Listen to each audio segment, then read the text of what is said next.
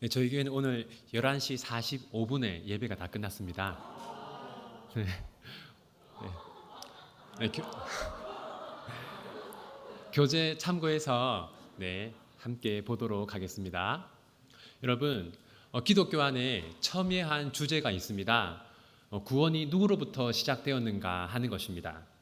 어떤 사람들은 하나님의 구원이 먼저라고 말합니다. 하나님이 우리를 구원하셨기 때문에 우리가 믿을 수 있었다라고 주장하는 것이죠. 이것을 흔히 개혁주의라고 하고 우리 장로교도 거기에 포함되어 있습니다. 그 다음에 사람이 믿었기 때문에 그 믿음을 보시고 하나님이 구원하셨다 이렇게 주장하는 사람들도 있습니다. 흔히 이것을 알미니안이라고 합니다. 전 세계적으로 개혁주의보다는 알미니안이 훨씬 더 많습니다. 성경을 보면 우리 함께 읽어볼까요? 시작.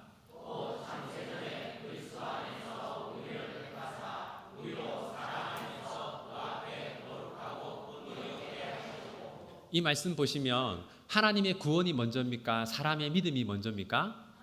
네, 하나님의 구원이 먼저죠. 하나님이 우리를 구원하셨기 때문에 믿을 수가 있었던 겁니다. 그렇다면 하나님은 우리를 어떻게 구원하실까요? 많은 사람들이 내가 구원받았다라는 건 아는데 하나님이 나를 어떻게 구원하셨는지 모르는 경우가 많습니다. 구원은 삼위 하나님의 협동사역입니다. 성부, 성자, 성령 모두가 우리의 구원을 위해서 일하십니다. 그런데 성부의 고유한 사역이 있고 성자의 고유한 사역이 있으며 성령의 고유한 사역이 있습니다. 성부 하나님의 고유한 사역은 구원받을 자를 선택하는 일입니다. 여기에는 하나님의 작정과 예정이 포함됩니다. 성자 하나님의 고유한 사역은 선택받은 자들의 구원을 이루는 것입니다. 예수님이 십자가 위에서 뭐라고 말씀하셨습니까? 다 이루었도다. 구원을 이루는 것은 성자 하나님의 사역입니다. 여기에는 속죄가 포함됩니다. 그 다음 성령 하나님의 고유한 사역은 성자께서 이루신 구원을 택자들에게 적용하는 일입니다. 여기에는 부르심, 중생, 연합, 회심, 칭의, 양자됨, 성화, 견인, 죽음, 영화가 포함됩니다. 그리고 이것을 다 연결해서 구원의 순서, 구원의 서정이라고 합니다. 이제 우리가 저거를 순서대로 다 외울 겁니다. 이걸 다 외우는 게 저의 목표입니다. 다 외우게 되실 거예요. 그런데 여러분, 구원의 순서, 구원의 서정이라고 해서 저것들이 시간적인 순서라고 생각하시면 안 됩니다. 왜냐하면 저것들 중에 상당수는 동시에 일어나는 일인 경우가 많습니다. 그래서 저것은 시간적인 순서가 아니라 논리적인 순서다 이렇게 생각하시면 되겠습니다. 아니 그렇다면 왜 동시에 일어나는 것들인데 저렇게 구별해서 말하는가? 그 이유는 하나씩 구별해서 살펴볼 때 나를 구원하신 하나님의 은혜가 정말 놀랍구나 하는 것을 알 수 있기 때문입니다. 이제 교재 13쪽 우리 함께 보도록 하겠습니다. 교재 13쪽. 자, 1번 질문. 우리의 구원은 누구로부터 시작되었습니까? 누굽니까? 네, 하나님이죠. 벌써부터 수준 높은 게 느껴지네요. 네. 그 다음, 하나님은 우리를 언제 선택하셨습니까? 네, 창세 전에 선택하셨죠. 자, 그 다음, 우리의 구원을 위해서 성부 하나님이 주로 하시는 일은 무엇입니까? 네, 구원받을 자들을 선택하는 거. 자, 그 다음에 성부 하나님의 선택 사역에 포함되는 두 가지는 무엇입니까? 네, 작정과 예정. 네, 이제 정리했고 이제 2강 넘어가겠습니다. 여러분, 자, 혹시 이 교회에도 건축업 하시는 분이 있나요? 저런 집을 지으려고 할 때 가장 먼저 해야 하는 일은 뭘까요? 네, 맞습니다. 설계도를 만드는 거죠. 저런 자동차를 만들려고 한다. 가장 먼저 뭘 해야겠습니까? 역시 자동차의 설계도를 만들어야 합니다. 하나님도 설계도가 있습니다. 하나님이 세상을 창조하시기 전에 이 세상에 대해서, 세상에서 일어날 일들에 대해서 계획을 세우셨는데 그것을 작정이라고 합니다. 그래서 작정이라고 하는 것은 모든 일의 1차 원인입니다. 이게 무슨 말이냐? 자, 보십시오. 저렇게 하늘에 해가 쨍쨍 내리쬐면 그것으로 인해서 이렇게 사과가, 열매가 자라죠. 햇빛이 비추었기 때문에 사과가 열린 겁니다. 여러분, 사과가 열리기 위해서 햇빛이 필요한데 햇빛이 비추어서 사과가 네, 감사합니다. 필기 열심히 해주십시오. 자, 햇빛이 비추었기 때문에 사과가 자랐다. 그럼 1차 원인은 뭘까요? 햇빛이 아니라 하나님의 작정이 1차 원인인 것이죠. 저렇게 사과가 자라나는 것에 대한 하나님의 계획, 하나님의 작정이 있었고 거기에 따라서 2차 원인인 햇빛과 바람과 비와 이런 것들로 인해서 열매가 자라나는 것입니다. 그래서 일어나는 모든 일의 1차 원인은 하나님의 작정이다. 지금 사람들이 바다에 황토를 뿌리고 있어요. 왜 뿌릴까요? 네, 녹조나 적조 때문에 뿌리는 것이죠. 자, 그런데 여러분, 태풍이 한번 불면 바다의 적조나 녹조가 다 사라진다고 합니다. 그러면 태풍 때문에 녹조나 적조가 사라졌어요. 그러면 우리가 세상 사람들은 태풍 때문에 녹조와 적조가 사라졌다라고 하지만 우리는 거기에 앞서서 1차 원인이 있었다는 것을 알 수 있습니다. 1차 원인은 무엇입니까? 하나님의 작정이죠. 자, 한번 읽어볼까요? 시작.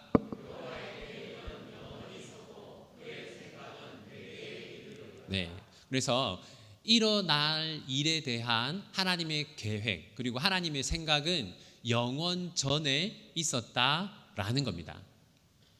그렇다면 하나님은 어떤 일을 작정하셨을까요? 하나님은 무엇을 계획하셨을까요? 성경을 보면 모든 사건과 행위, 모든 일을 하나님이 작정하셨다라고 말합니다. 저렇게 참새 한 마리가 죽어 있는 거, 우리는 그냥 한낱 미물이 죽어 있구나라고 생각하지만 사실은 저것조차도 성경은 뭐라고 말합니까? 하나님이 계획하셨기 때문에 참새가 죽은 것이라고 말하죠. 읽겠습니다. 시작.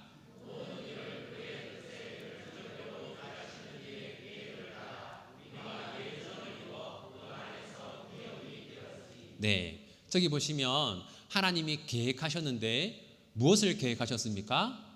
모든 일을. 따라서 하나님의 작정에 포함되지 않는 일은 없다, 이렇게 생각하시면 됩니다. 그렇다면 하나님은 작정을 언제 하셨습니까?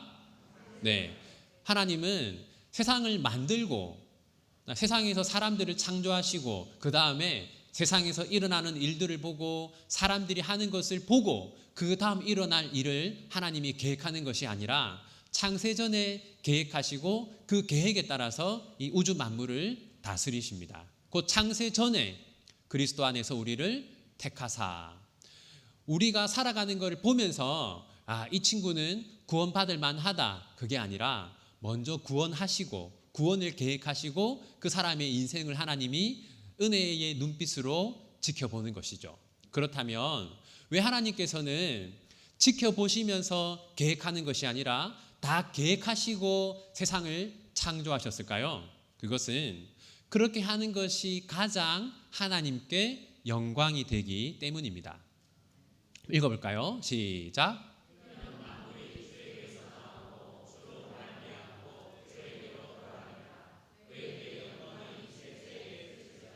아멘. 무슨 말이냐면 하나님은 영광을 받으시기에 합당하고 모든 영광을 하나님이 받으셔야 하는데 하나님이 가장 영광을 받으시려면 하나님이 영광을 받으실 수 있도록 하나님이 계획을 세우시고 그 계획을 따라서 역사가 진행되는 것이 가장 하나님이 영광을 받으시기에 합당하기 때문에 하나님께서 모든 것을 작정하신 겁니다. 그런데 하나님의 계획 가운데 우리의 구원에 관한 것을 따로 떼어서 예정이라고 합니다. 그래서 하나님의 계획, 그 중에서 우리를 구원하기 위한 하나님의 계획은 예정입니다. 자, 이제 구원의 서정 첫 번째 단계를 보았습니다. 첫 번째는 무엇입니까? 네, 작정과 예정. 이제 알미니안. 흔히 이제 알미니안이라고 하면 뭐가 포함되냐면 감리교, 성결교, 순복음 이제 이런 교회들이 이제 포함됩니다. 근데 한국은 조금 특수해서 그렇지 않은 교회도 있기는 하지만 일반적으로 그런 교회들을 알미니안이라고 하는데 거기서는 가장 먼저 뭐가 나오는지 아십니까? 사람의 믿음이 가장 먼저 나옵니다. 근데 우리는 그게 아니라 철저하게 성경을 따라서 하나님의 작정과 예정이 가장 먼저다라고 고백합니다. 이제 18쪽 볼까요?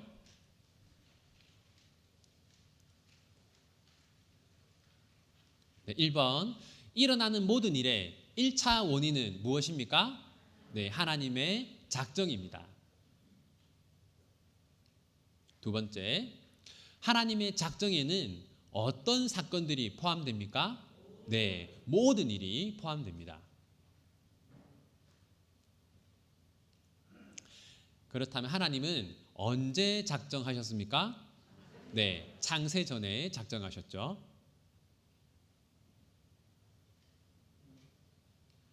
자, 하나님께서 작정하신 목적은 무엇입니까? 네, 하나님의 영광. 제가 지금까지 만나본 모든 교회 중에 답을 제일 잘하시는 것 같아요. 감사합니다. 네, 이제 속죄를 살펴보겠습니다. 여러분, 지금 감옥에 갇힌 사람이 있습니다. 이 사람이 감옥에서 나오려면 어떤 문제를 해결해야 합니까?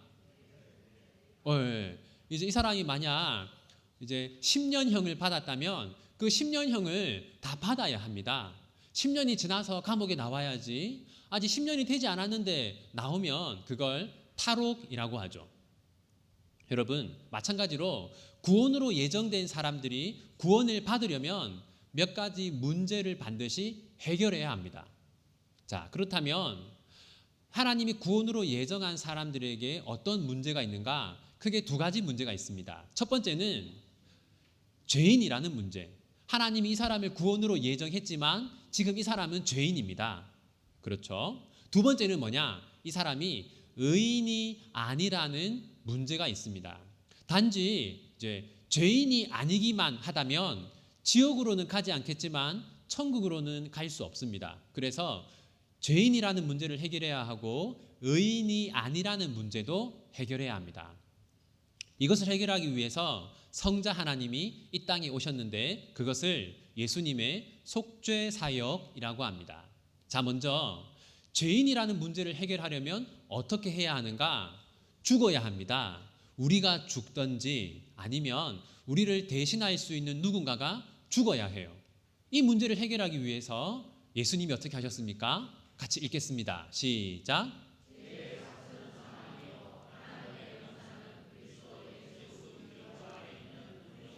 아멘. 죄의 삭은 사망이다. 이것은 하나님이 정하신 원칙입니다. 그래서 우리가 구원을 받기 위해서는 반드시 죽어야 합니다. 그래서 예수님이 우리 대신 죽으셨죠. 이것을 속죄 사역이라고 합니다. 자, 이제 두 번째 문제를 해결해야 하는데 이제 우리가 죄인이라는 문제를 해결했어요. 죄의 문제. 예수님이 우리 대신 죽으셨으니까 해결이 되었죠. 두 번째는 우리가 의인이 아니라는 문제를 해결해야 합니다.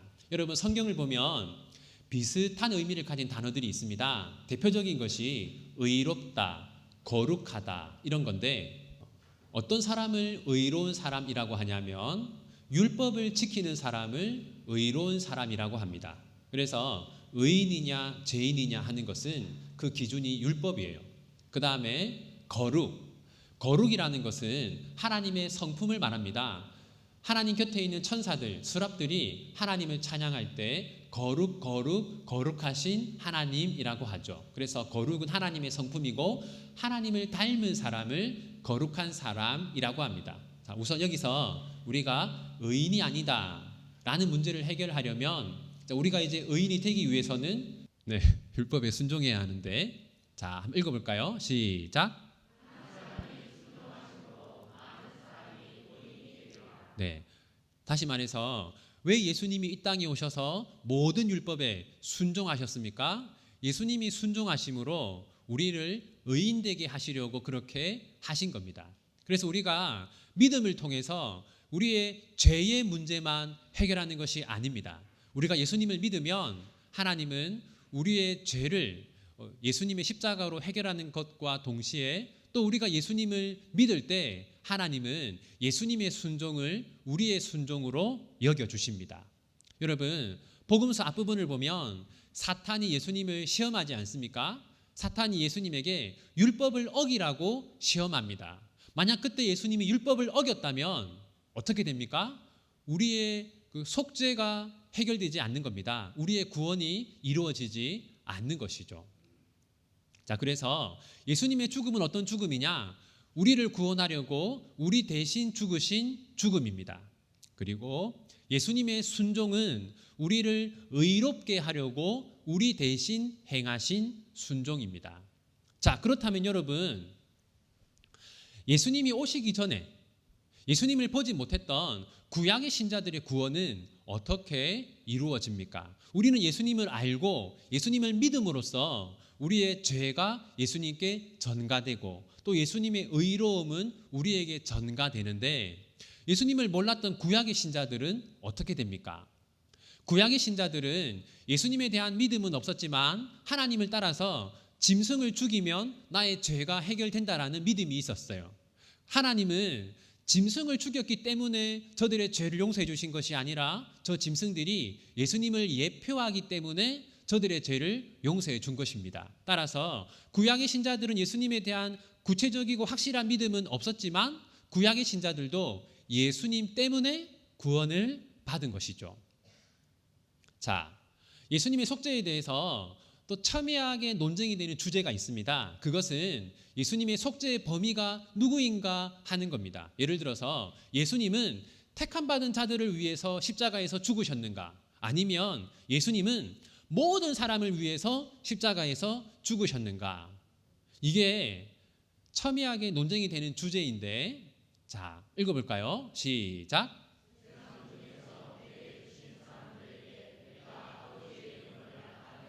자, 여러분, 세상 중에서 내게 주신 사람, 따라 저기서 성부가 성자에게 주신 사람은 어떤 사람을 말하는 겁니까? 네, 구원으로 예정된 사람들, 흔히 택자라고 합니다. 그래서 성부 하나님이 먼저 예정하시고 성부 하나님이 구원으로 예정하신 자들을 위해서 오신 것이죠. 예수님이 십자가에서 죽으실 때 예수님은 누군지 모르는 모든 사람을 위해 죽은 것이 아니라 여러분 한 명 한 명을 아시고 여러분 한 명 한 명을 위해서 죽으신 겁니다. 자, 이것도 읽어볼까요? 시작.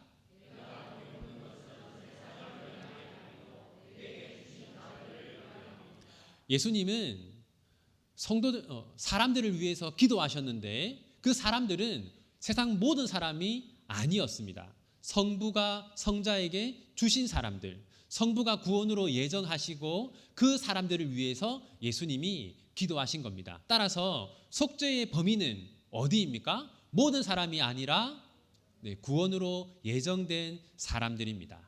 자, 이처럼 하나님의 예정과 예수님의 속죄는 연결되어 있습니다. 자, 한번 이제 우리가 이제 암송을 해. 자, 구원의 서정 첫 번째는 뭡니까?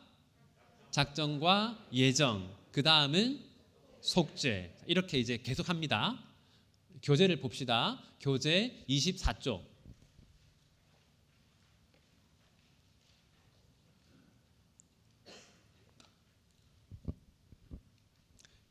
우리의 속죄를 위해서 예수님께서 하신 일은 무엇입니까? 두 가지를 했다고 했죠. 네, 죽음과 순종.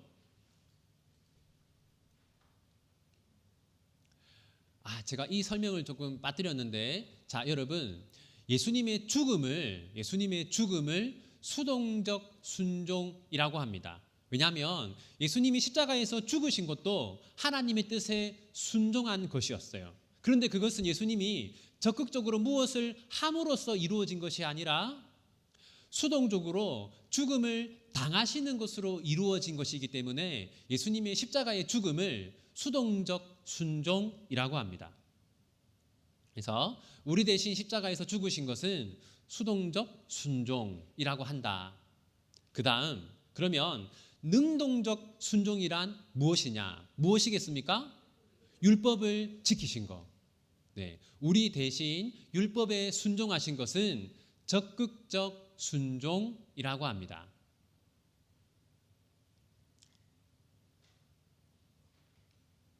자, 구약의 신자들은 누구 때문에 구원을 얻었습니까? 네, 구약의 신자들도 예수님 때문에 구원을 얻었죠. 제한 속죄론의 근거가 되는 성경 구절은 무엇입니까? 제한 속죄론이라는 건 무슨 말이냐면 예수님은 이 땅에 모든 사람을 위해 오신 것이 아니라 하나님이 구원으로 예정하신 사람들을 위해서 이 땅에 오셨고 그 사람들을 위해서 율법에 순종하셨고 그 사람들을 위해서 십자가에서 죽으셨다라고 하는 것이 제한 속죄론입니다. 근거가 되는 구절은 우리가 아까 읽었던 요한복음 말씀들이 이제 근거 구절이 됩니다.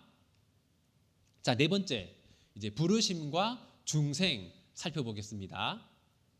여러분, 하나님이 우리의 구원을 예정하신 것은 언제입니까?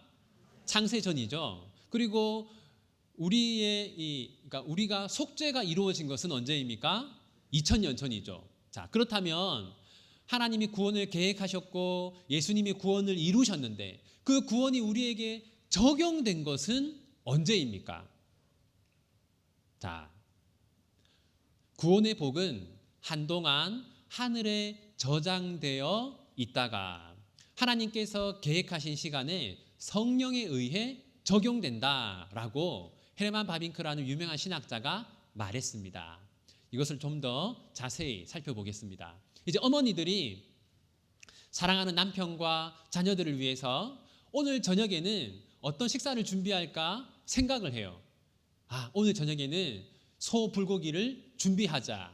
계획을 세우는 것이죠. 그 다음에 요리를 해요. 요리를 해서 그 계획을 이룹니다. 식사를 다 준비했어요.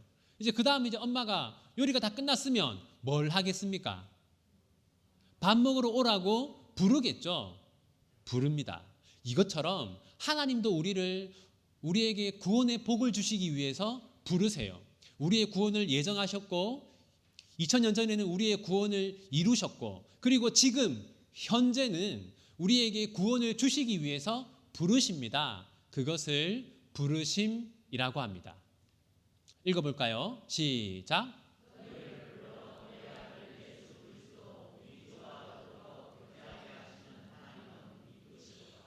우리가 예수님과 교제하게 하려고 하나님이 우리를 어떻게 했습니까? 불렀죠. 너희를 불러. 이것을 부르심이라고 합니다. 또 읽어볼까요? 시작.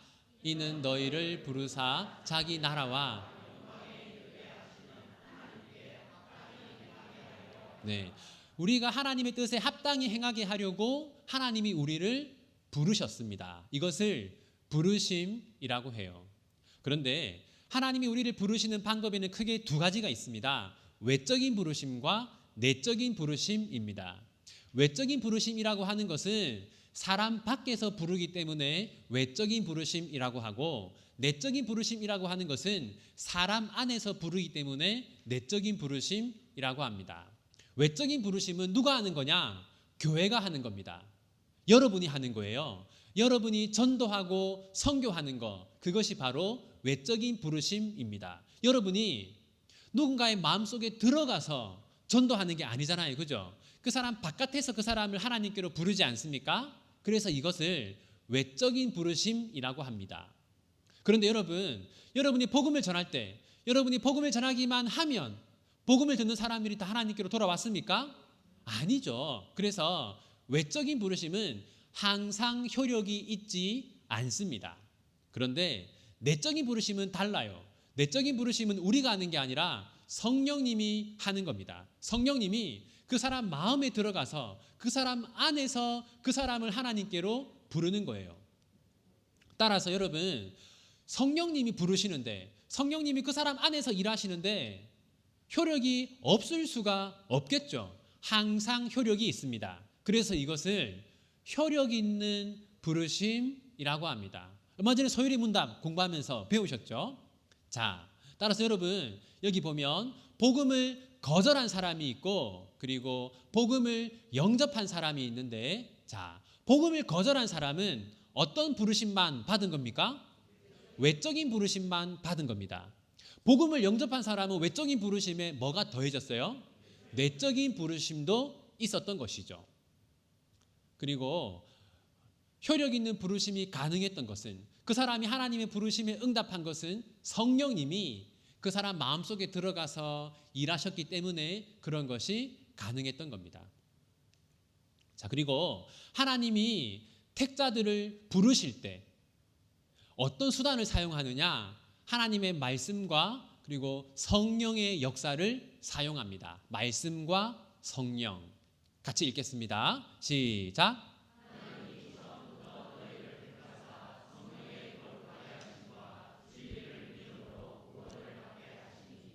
성령의 거룩하게 하심, 그리고 진리를 믿음. 성령과 진리, 말씀, 성령과 말씀을 통해서 택자들을 하나님께로 부르십니다. 여러분, 그리고 부르심과 동시에 일어나는 일이 있습니다. 그것을 중생이라고 합니다. 다시 태어난다라는 겁니다. 같이 읽어볼까요? 시작.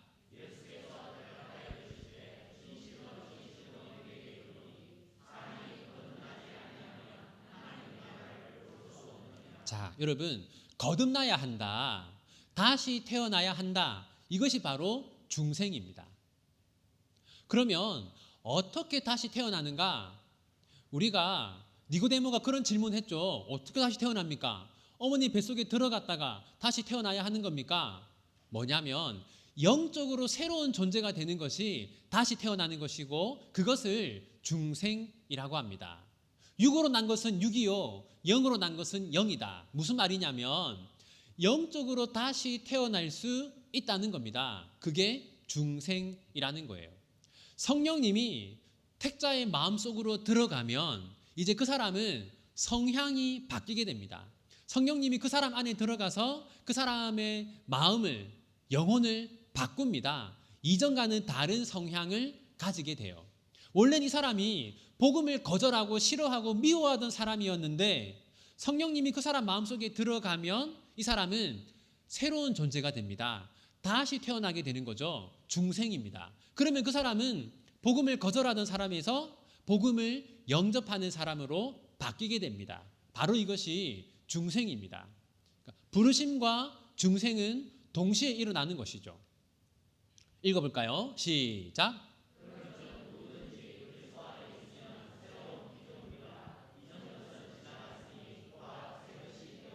자, 우리들은 다 새로운 피조물입니다. 재창조된 사람들이에요. 어떤 식으로? 영적으로 재창조된 겁니다. 세상 사람들의 마음속에는 성령님이 계시지 않지만 우리 안에는 성령님이 계시기 때문에 우리는 세상 사람들과 다른 새로운 피조물이에요. 자, 이제 구원의 서정, 작전과 예정 다음에 속죄가 있고 속죄 다음에 부르심과 중생이 있습니다. 자, 한번 해볼까요? 처음 뭡니까? 작전과 예정, 그 다음은 속죄, 그 다음은 부르심과 중생이 있죠. 교재 보겠습니다. 교재 33쪽.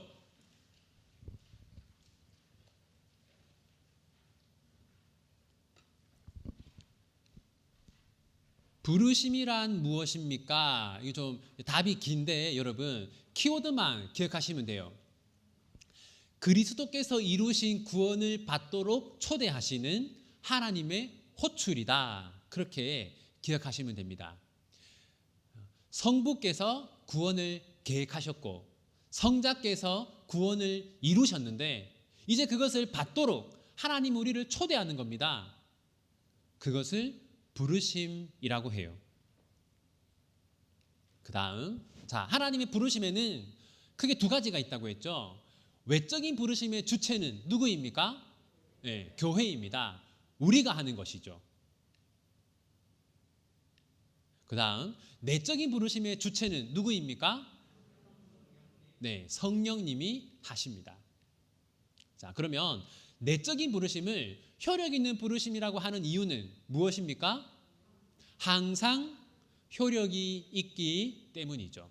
성령님이 부르시면 반드시 효력이 발생하기 때문에 성령님의 내적인 부르심은 다른 말로 효력 있는 부르심이라고 하는 겁니다.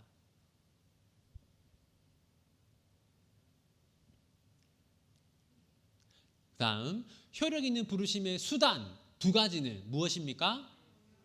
네, 성령과 말씀. 그리고 신자의 영혼에서 부르심과 동시에 일어나는 것이 있어요. 무엇입니까? 네, 중생. 예수님이 거듭나야만 구원을 받을 수 있다라고 하셨던 그것이 바로 중생입니다. 자, 중생이란 무엇이냐 정리해 볼까요? 여러분, 길지만 키워드는 세 가지입니다. 성령의 능력으로. 그러니까 우리의 능력으로 우리가 변화되는 게 아닙니다. 성령이 우리를 변화시키는 거예요. 성령의 능력으로 다시 태어나는 거, 새로운 피조물이 되는 거, 성령의 능력으로 다시 태어나는 변화. 여러분들은 다 이전에 그 사람이 아닙니다. 여러분들은 성령의 능력으로 다시 태어난 사람들이에요. 중생한 사람입니다.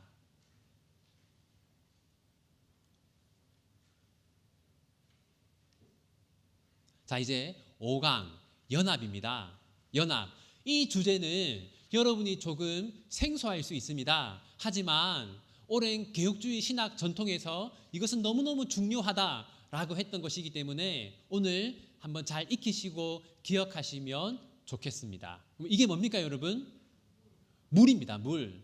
자, 여러분, 그런데 이 물이라고 하는 것은 무엇과 무엇으로 결합되어 있습니까? 네, 두 개의 수소와 하나의 산소로 결합되어 있죠. 결합, 연합. 자, 뭡니까? 연기. 자, 저런 이제 연기는 흔히 우리가 CO2, 이산화탄소, 하나의 탄소와 두 개의 산소가 연합되어 있습니다. 그러니까 우리가 보기에는 그냥 하나의 연기인 것 같고 하나의 물방울인 것 같지만 사실은 연합되어 있는 것이죠. 신자도 마찬가지입니다. 마찬가지예요. 읽어볼까요? 시작.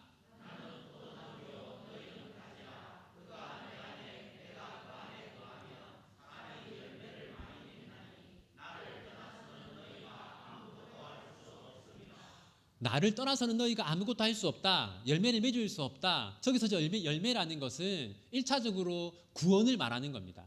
다시 말해서 예수님과 신자가 연합되어야만 구원이 가능하다는 겁니다. 여러분, 읽어볼까요? 시작.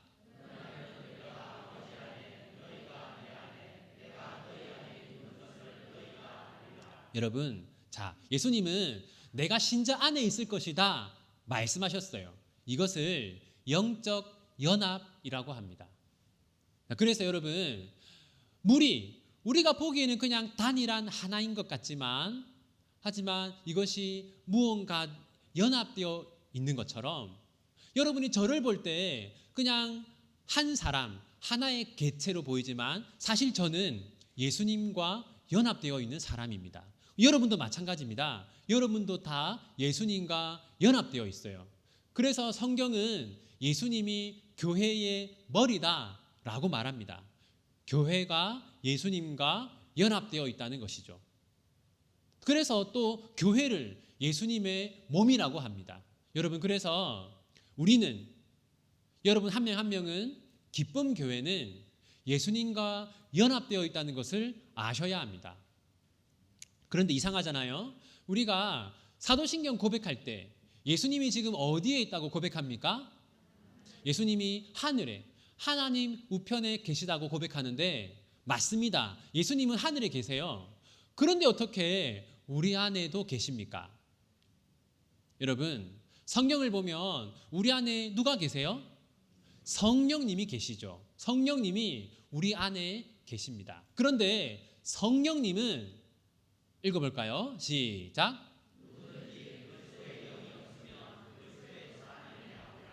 성령님의 또 다른 이름은 그리스도의 영입니다. 예수의 영. 다시 말해서 성령님이 여러분 안에 계신 것은 예수의 영이 여러분 안에 계신 것과 같습니다. 그래서 예수님은 성령의 능력으로 우리 안에 계시는 겁니다. 성령의 능력으로 여러분 한 명 한 명과 연합하여 계신 거예요. 이것이 너무너무 중요한데 여러분, 학교 앞에 저런 문방구가 있어요. 요즘은 저런 문방구가 많지 않죠. 자, 문방구가 있는데 요즘 초등학교에 가면 아이들이 물건을 외상으로 삽니다. 수첩이 있어가지고 아이들이 물건을 사면 그 수첩에 물품과 가격을 적어놔요. 그럼 나중에 부모님들이 와서 다 계산을 해줍니다. 초등학생 학부모든 부모님들 그렇게 하시죠?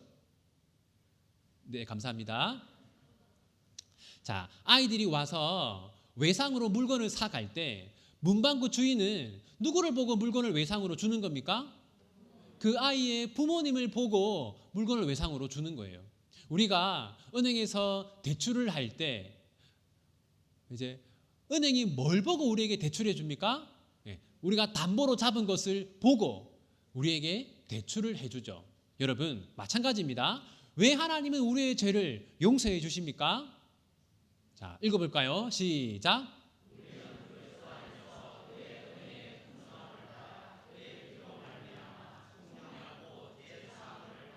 자, 우리가 그리스도 안에 있기 때문에, 우리가 그리스도와 영적으로 연합해 있기 때문에 속량 곧 제사함을 받았느니라. 왜 하나님이 우리의 죄를 용서해 주시느냐? 우리가 예수님과 영적으로 연합되어 있기 때문입니다. 하나님은 여러분에게 죄를 용서해 줄 만한 가치가 있기 때문에 여러분의 죄를 용서해 주시는 것이 아니라 여러분 안에 계신 예수님을 보시고 여러분의 죄를 용서해 주시는 겁니다. 왜 하나님이 우리를 거룩하게 하십니까?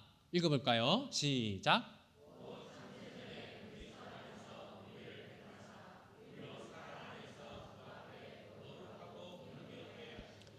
그리스도 안에서 우리가 그리스도와 영적으로 연합되어 있기 때문에 하나님이 우리를 거룩하게 하시는 겁니다. 계속해서 우리에게 은혜를 베푸셔서 우리를 거룩한 사람으로 바꾸어 주시는 것이죠. 여러분, 우리가 한 번 죽지만 우리 반드시 살아날 것입니다. 왜 하나님은 우리를 살리십니까? 읽어봅시다. 시작. 우리가 그리스도와 함께하고 있기 때문에, 우리 안에 예수가 계시기 때문에 하나님이 우리를 살리시는 겁니다. 사실 우리에게는 죄를 용서받을 가치도 없고 칭의될 가치도 없고 하나님이 우리를 거룩하게 하실 가치도 없고 하나님이 우리를 다시 살리실 가치도 없습니다. 그런데 왜 그런 수많은 은혜들을 베푸시는가? 우리가 예수님과 연합되어 있기 때문에 우리에게 그런 은혜를 베푸시는 겁니다. 자, 그래서 칼뱅 선생님은 이런 말을 했어요. 읽어볼까요? 시작.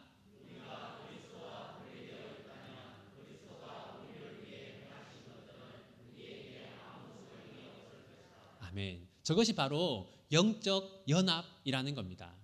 그렇다면 우리는 언제 그리스도와 연합되는가? 자, 하나님이 우리를 부르실 때 부르심과 동시에 중생하죠. 중생과 동시에 우리는 그리스도와 연합됩니다. 그리고 이제 예수님과 영적으로 연합한 사람에게는 어떤 일이 일어나요. 첫 번째는 우리 안에 계신 예수님이 우리에게 영적인 생명을 공급해 주십니다. 읽어볼까요? 시작.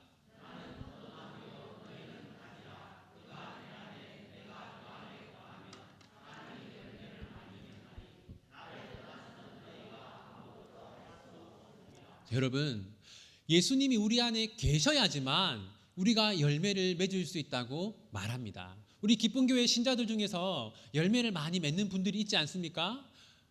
그때 내가 대단해서 이렇게 봉사 많이 하고 많이 섬기는 것이다, 그게 아닙니다. 여러분 안에 예수님이 계시고 예수님이 영적인 생명을 끊임없이 흘려보내시기 때문에 그렇게 할 수가 있는 거예요. 두 번째, 예수님께 속한 자가 됩니다. 읽어봅시다. 시작.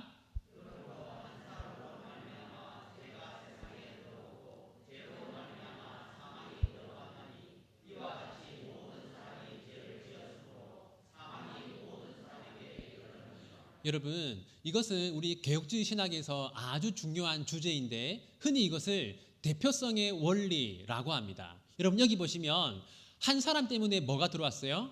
죄가 들어왔습니다. 저 한 사람은 누구입니까? 아담이죠. 그런데 여러분, 아담 한 사람이 죄를 지었는데 하나님이 누가 죄를 지었다고 해요? 모든 사람이 죄를 지었다고 합니다. 이걸 대표성의 원리라고 하는데 예를 들어 볼게요. 여러분, 대표라고 할 때 대표는 누구이냐? 한 사람의 행동이 그에게 속한 모두에게 영향을 미칠 때 그 사람을 대표라고 합니다. 예를 들어서 예전에, 요즘에 또 이름이 많이 거론되는 우리 김연아 선수가 이제 피겨 금메달을 땄죠. 김연아 한 사람이 금메달을 땄습니다. 그런데 뉴스에는 누가 금메달을 땄다고 나옵니까? 네, 대한민국 금메달. 왜 한 사람이 했는데 대한민국이 땄다고 말합니까? 김연아가 대한민국 피겨 대표이기 때문이죠. 몇 년 전에 우리나라 문재인 대통령과 미국 트럼프 대통령이 만나서 새로운 조약을 체결했어요. 그러면 그 조약은 두 사람에게만 해당됩니까? 아닙니다. 그 사람들은 대표이기 때문에 한국과 미국에 사는 모든 사람들에게 적용되죠. 마찬가지로 여러분, 왜 아담 한 사람이 죄를 지었는데 하나님은 모든 사람이 죄를 지었다고 하십니까? 아담이 무엇이기 때문에?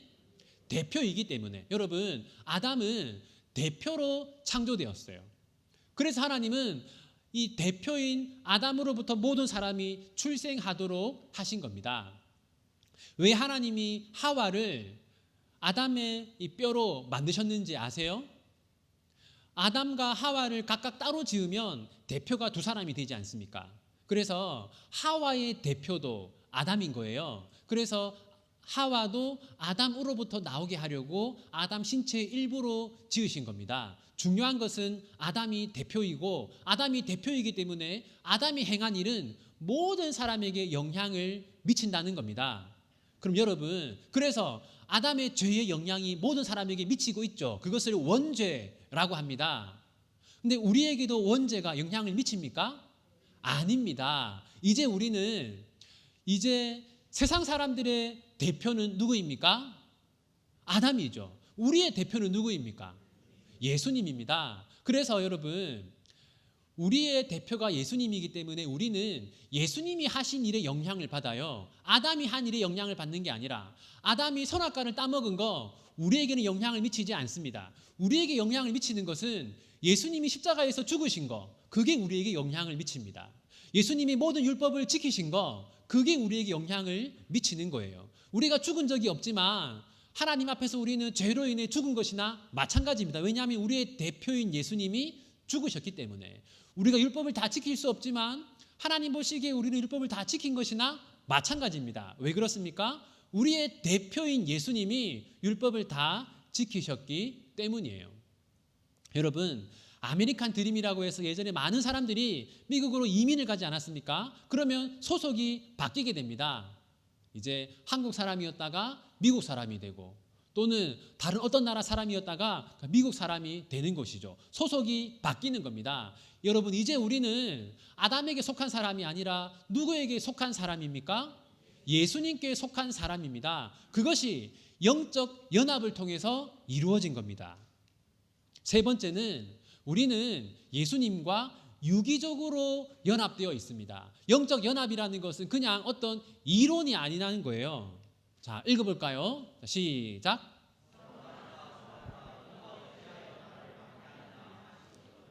여러분, 사울이 예수님을 직접 박해했을까요? 아닙니다. 사도행전 8장 보면 여러분, 사울은 교회를 박해했어요. 초대교회 신자들을. 그런데 예수님이 오셔서 뭐라고 했냐면 왜 나를 박해하느냐라고 했습니다. 왜 그렇습니까? 예수님이 그 박해를 받던 신자들 안에 계셨기 때문이죠. 영적으로 연합되어 있기 때문에 사울이 교회 신자들을 박해하는 것은 곧 예수님을 박해하는 것이나 마찬가지였던 겁니다. 네 번째, 예수님 우리 안에 들어와 계신데 이 연합은 영원히 나누어지지 않습니다. 읽어볼까요? 시작.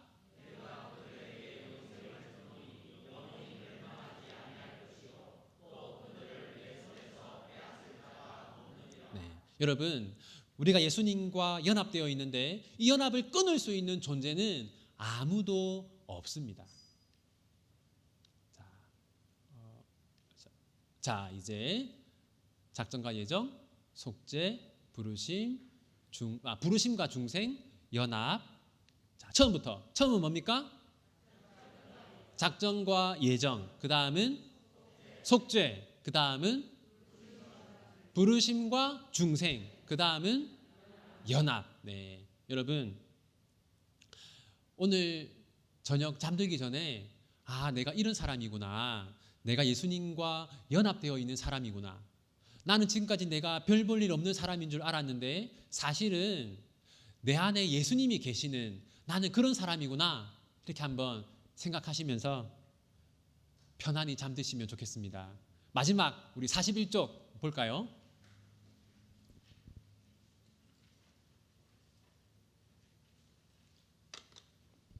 예수님은 우리의 머리가 되시고 우리는 예수님의 몸이 되는 것을 무엇이라고 합니까? 영적 연합이라고 합니다. 예수님과 신자의 연합을 영적 연합이라고 하는 이유는 무엇입니까? 누구를 통해서 하는 거라서? 네, 성령의 능력으로 되는 것이기 때문에 영적 연합이라고 합니다. 성령에 의한 연합이기 때문에. 예수님이 내가 너희들에게 보혜사를 보낼 것이다, 내가 너희에게 성령을 보낼 것이다 하시지 않습니까? 그것은 예수님이 우리와 함께 거하시기 위해서 성령님을 보내시는 거예요. 요한복음 보면 내가 너희와 함께 살 집을 만들고 있다라고 할 때 그게 뭐냐면 우리에게 성령을 보내시는 것을 말하는 겁니다. 성령을 통해서 우리 안에 집을 지으시고 예수님이 사시는 것이죠. 영적 연합입니다. 예수님과 영적으로 연합한 신자에게 일어나는 일은 무엇입니까? 크게 몇 가지가 있었습니까? 네 가지가 있었어요. 자, 예수님이 우리 안에 거하시면서 우리에게 영적 생명을 주시는 거. 그 다음에 우리가 예수님께 속한 자가 되는 거. 예수님과 이론이 아니라 정말 실제로 유기적으로 연합되는 거. 그 다음에 절대로 예수님과 나누어지지 않는 거. 이 네 가지가 영적 연합을 통해서 이루어집니다.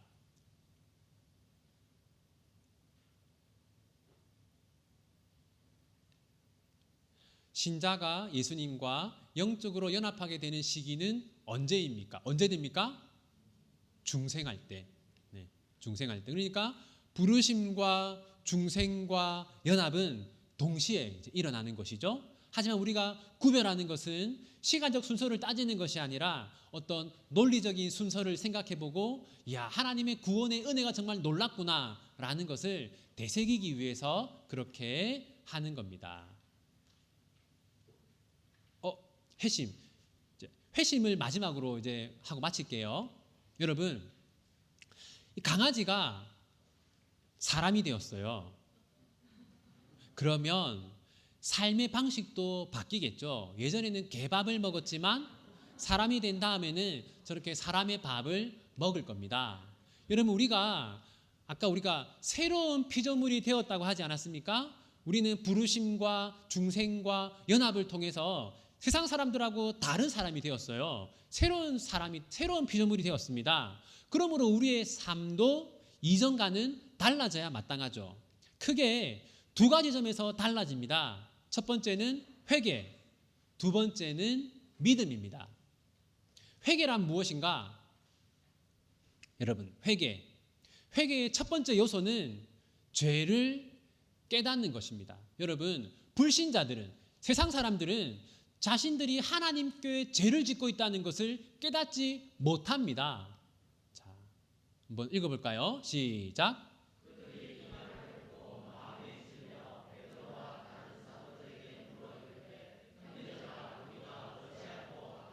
마음에 찔림이 있었어요. 왜냐? 내가 하나님께 죄를 지었구나라는 것을 알게 되었기 때문이죠. 죄를 깨닫는 거.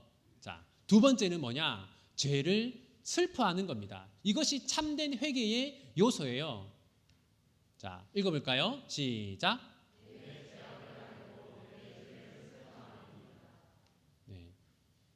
여러분, 단순히 내가 죄를 지었구나라는 것을 깨닫기만 하고 내가 하나님께 죄를 지었다는 것을 슬퍼하지 않으면 그것은 참된 회개가 아닙니다. 세 번째는 죄에서 돌이키는 것. 너희는 돌이켜 회개하고. 하나님 뭐라고 하십니까? 회개란 돌이키는 것이다.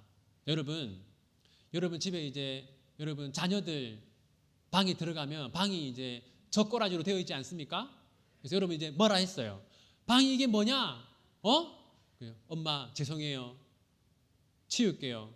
했는데 나중에 가보니까 여전히 그대로 있습니다. 그럼 아까 이 아이가 엄마 죄송해요 했던 거는 진심입니까? 아닙니까? 진심이 아닌 거예요. 마찬가지로 우리도 하나님 제가 죄를 지었습니다. 죄송합니다. 계속 반복적으로 하는데 그 행동을 여전히 반복하면 그것은 참된 회개가 아닌 것이죠. 그래서 여러분 죄를 깨닫는 거, 그 다음 또 뭐가 있다고요? 죄를 슬퍼하는 거, 그리고 죄에서 돌이키는 거, 이것이 다 있을 때 그것을 참된 회개라고 합니다. 자, 그 다음 우리가 이제 새로운 피조물이 되면 우리에게 믿음이 생깁니다. 믿음. 근데 믿음이란 뭐냐? 자, 먼저 여러분 믿음의 첫 번째 요소는 그리스도를 영접하는 것입니다. 읽어볼까요? 시작.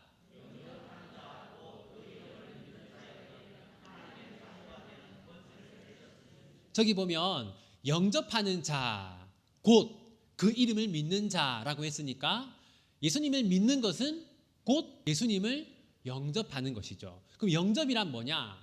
영접이라고 하는 것은 지적인 동의, 지적인 깨달음이라고 할 수 있습니다. 내가 나의 지적으로 예수님이 나의 구원자구나 라는 것을 깨닫게 되는 것, 그것이 예수님을 영접하는 겁니다.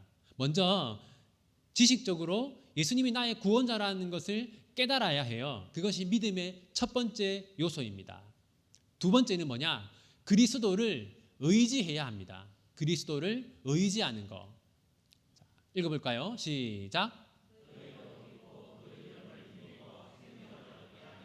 자, 여기 보면 또 믿는 것을 뭐라고 합니까?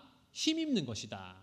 예수님을 믿는 것은 예수님의 힘을 빌리는 것이다. 예수님을 의지하는 것이다 라고 말합니다. 그래서 믿음이란 의지하는 겁니다. 예수님을 믿는 것은 예수님을 의지하는 것이다. 여러분, 저게 뭡니까? 저걸 구명 튜브라고 하죠. 여러분이 물에 빠졌어요. 그래서 누가 저 구명 튜브를 여러분에게 던졌습니다. 그럼 여러분 필사적으로 저 튜브를 잡으려고 하겠죠. 그죠?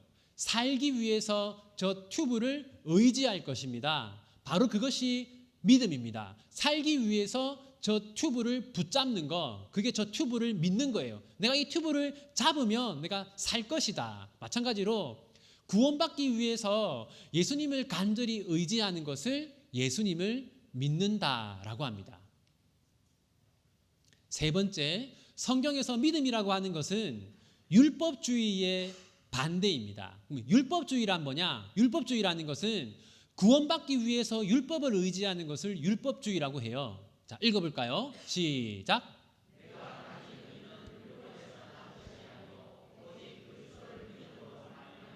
자, 유대인들은 율법을 의지했습니다. 나는 충분히 율법을 지킬 수 있고 율법으로 구원을 얻을 수 있다. 이걸 율법주의라고 하고 거기에 대한 반대말이 믿음입니다. 믿음. 이렇게 해서 믿음의 요소는 세 가지죠. 네, 예수님을 영접하는 거, 예수님을 의지하는 거, 그 다음에 율법주의의 반대. 자, 정리하면 작정과 예정, 그 다음 속죄, 그 다음 부르심과 중생, 그 다음 연합, 그 다음 회심. 자, 처음 뭡니까? 작정과 예정, 그 다음 속죄, 그 다음 부르심과 중생, 그 다음 연합, 그 다음 회심. 자, 그리고 회심에는 뭐가 있어요? 회개와 믿음. 자, 47쪽 이제 마지막입니다. 회심이란 무엇입니까? 회심이란 여러분 핵심은 이겁니다. 이전과 다른 삶을 살기 시작하는 거. 이전과 다른 삶을 살기 시작하는 거.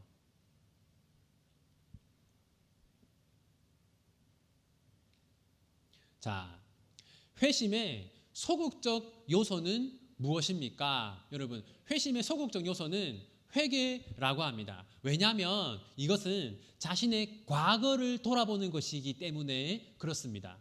내가 하나님, 제가 이전에 이런 죄들을 지었습니다 라고 하는 거, 과거를 돌아보기 때문에 저렇게 표현하고, 그 다음 적극적 요소는 무엇이냐? 뭘까요? 믿음입니다. 믿음을 적극적 요소라고 하는 것은 미래를 내다보며 소망을 가지는 것이기 때문에 그렇게 합니다. 믿음.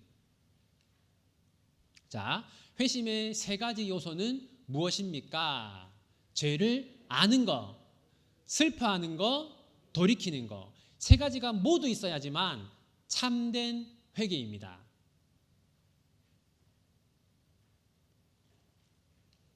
자, 그 다음 믿음의 세 가지 요소. 세 가지 요소라기보다는 첫 번째, 영접하는 거, 의지하는 거, 그리고 반율법주의 태도를 가지는 거. 영접, 의지, 반율법주의. 이것이 성경이 말하는 믿음입니다.